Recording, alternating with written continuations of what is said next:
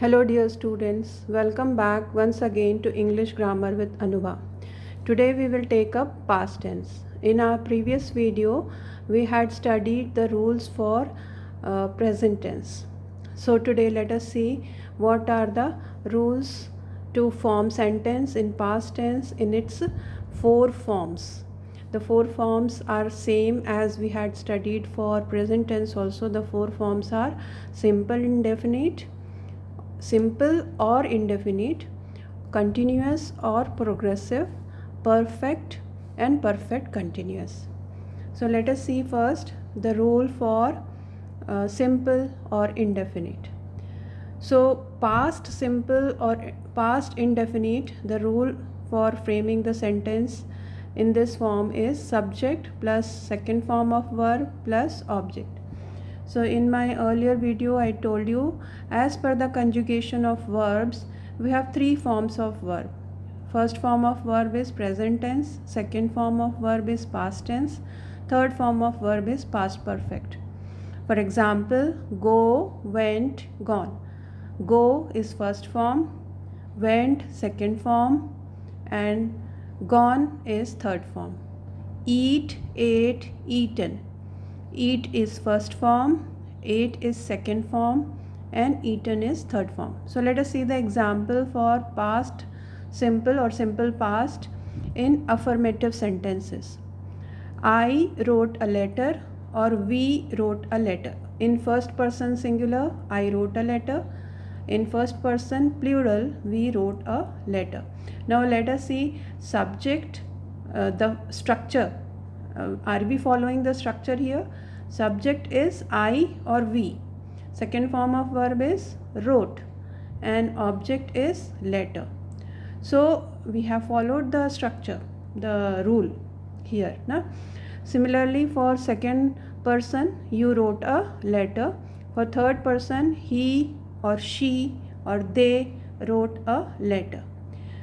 अब यहाँ पे एक चीज़ नोट करने की है आप लोगों की कि पास्ट टेंस में, सिंपल पास्ट टेंस में आपने सेकेंड फॉर्म ऑफ वर्ब लगा लिया. आपको ये नहीं देखना है कि ये फर्स्ट थर्ड पर्सन सिंगुलर है या थर्ड पर्सन प्लूरल है. जबकि हम सिंपल प्रेजेंट में जब पिछले बार हमने जो वीडियो में देखा था कि जो थर्ड पर्सन सिंगुलर है उसके साथ एस या ई एस वर्ब में लगता है. ठीक है, सिंपल प्रेजेंट में. जबकि सिंपल पास्ट में जो वर्ब है उसका सिर्फ सेकेंड फॉर्म यूज़ होता है. यहाँ पे हमारे पास और कोई दूसरा फॉर्म नहीं है.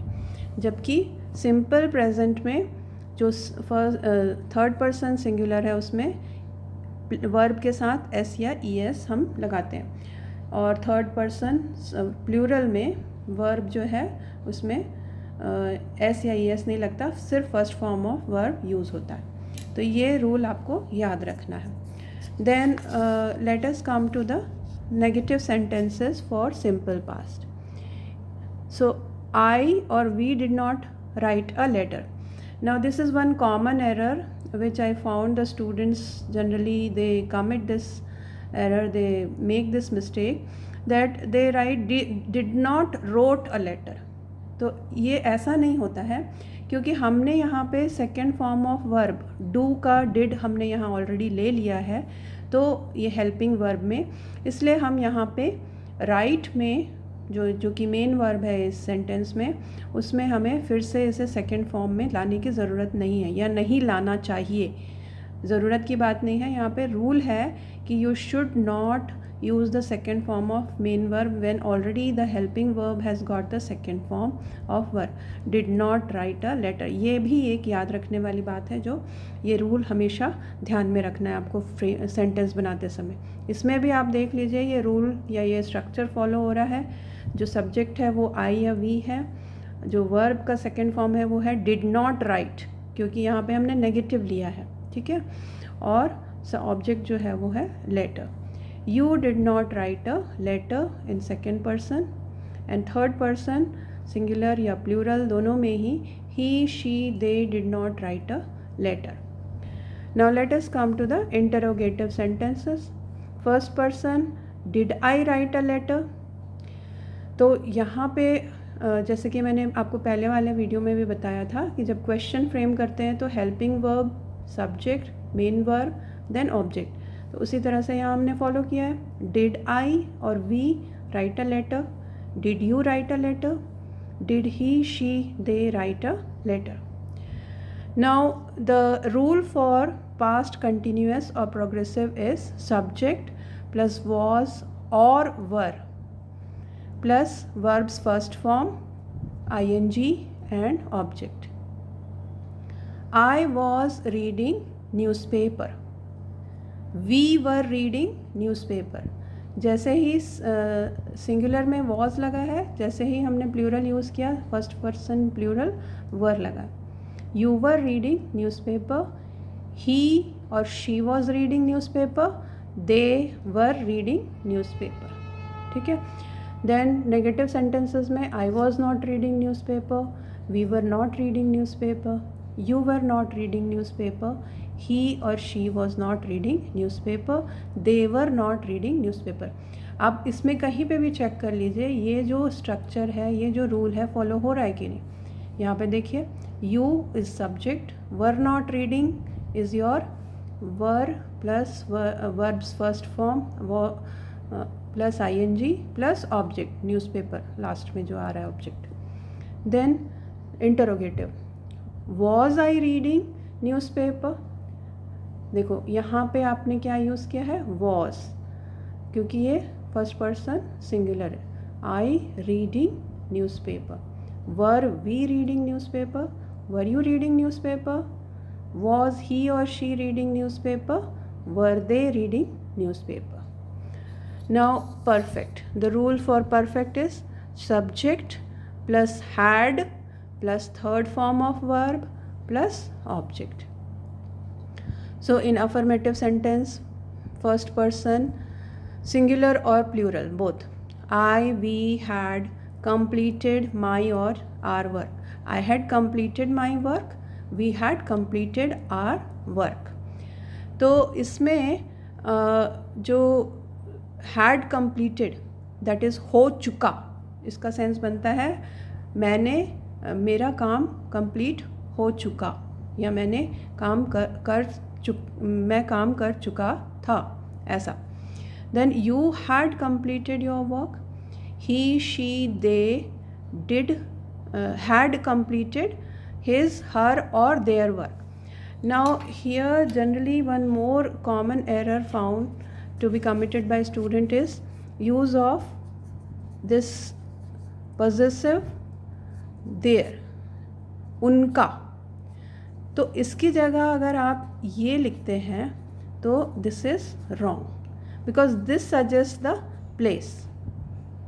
I went there. I went there will be wrong in that case. Their ball, then we will use this possessive. So this you have to keep in mind. Then one more thing here I would like to mention is like use of has and have in case of present perfect. You saw that in third person singular has is used and third person plural have is used. तो क्योंकि यहाँ पे दो forms थे जब हम present perfect की बात करते हैं, लेकिन जब हम पास्ट परफेक्ट की बात करते हैं तो यहाँ पे हमें हैज़ हैव वाली बात, यहाँ पे दो फॉर्म्स नहीं है, यहाँ हैड है। हैड कंप्लीटेड ही यूज़ होगा, चाहे वो ही शी है चाहे वो दे है, मतलब सिंगुलर हो या प्लूरल। Had completed. हाँ, ये जो हमने प्रोनाउन यूज़ किया है हिज और हर और their, it depends on the main subject. Okay, then let us come to the negative sentences. I or we had not completed my or our work. I had not completed my work. We had not completed our work. You had not completed your work. See, जैसा subject है उसके हिसाब से हमने यहाँ पे pronoun change किया। Then he or she had not completed his or her work. They had not completed their work. Okay, then interrogative sentences. Had I completed my work? or had we completed our work? Had you completed your work? Had he or she completed his or her work? Or had they completed their work? So this is about the past perfect. Then past perfect continuous. The rule says subject plus had been plus verbs first form plus ing plus object. तो अब यहाँ पे देखेंगे हम example में.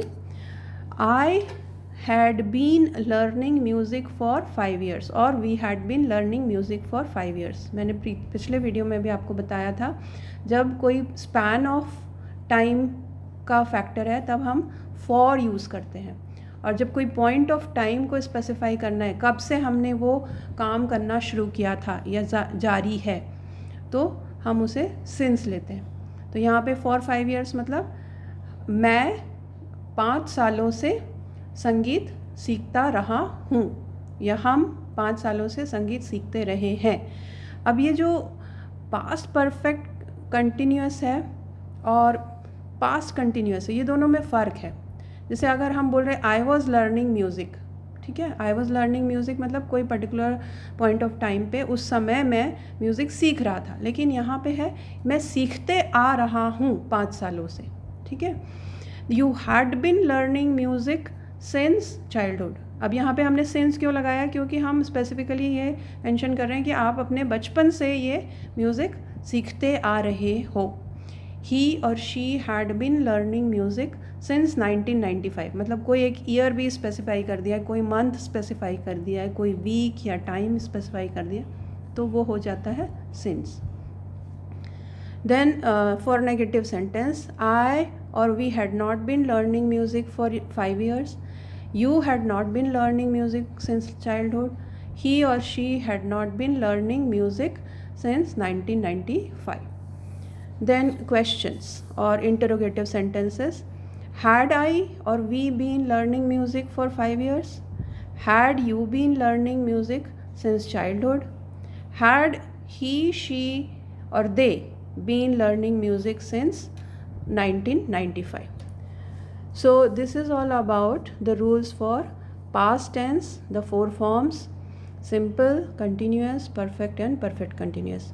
In the next video we will see the rules for future tense in its 4 forms. If you have any queries or doubts, you can please put up in the comment section. Thank you.